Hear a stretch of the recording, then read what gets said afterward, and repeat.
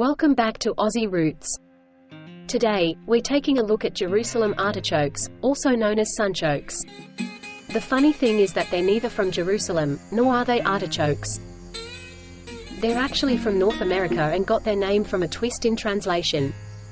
Girasole, the Italian word for sunflower, somehow became Jerusalem in English. Jerusalem artichokes are part of the sunflower family, which explains their gorgeous yellow flowers.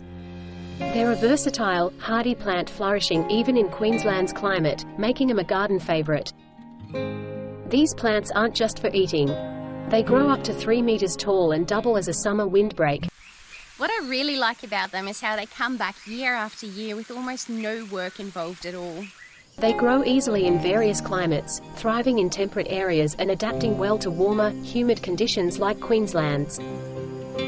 I planted mine in light, well-draining soil, and they've been a success, showcasing their stunning yellow flowers. They're not demanding, thriving with just sunlight, good mulching, and regular watering. The real gem is underground, the tubers. They're not only scrumptious but packed with inulin, a fiber that is beneficial for gut health.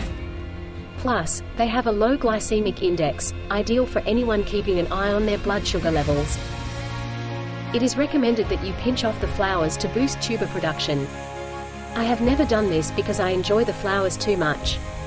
However, it could be something to consider to increase your harvest.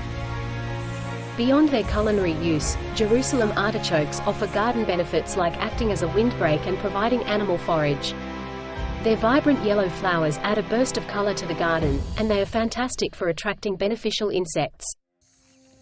You can harvest the tubers 4 to 6 weeks after flowering. I prefer growing the plants in a raised garden bed for better drainage. It also simplifies harvesting, and you have full control over the soil quality. Just one word of caution.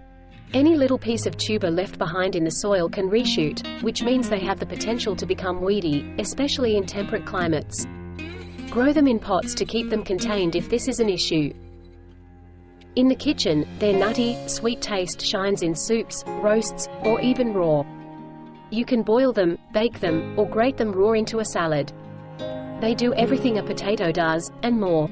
Imagine a soup with a bit of cream, some fresh herbs, and those nutty, sweet tubers. Or, picture them roasted until they're crispy on the outside and buttery soft on the inside. Yum! Just remember to start small with the portions. They're known to cause some digestive upset to some people, think flatulence.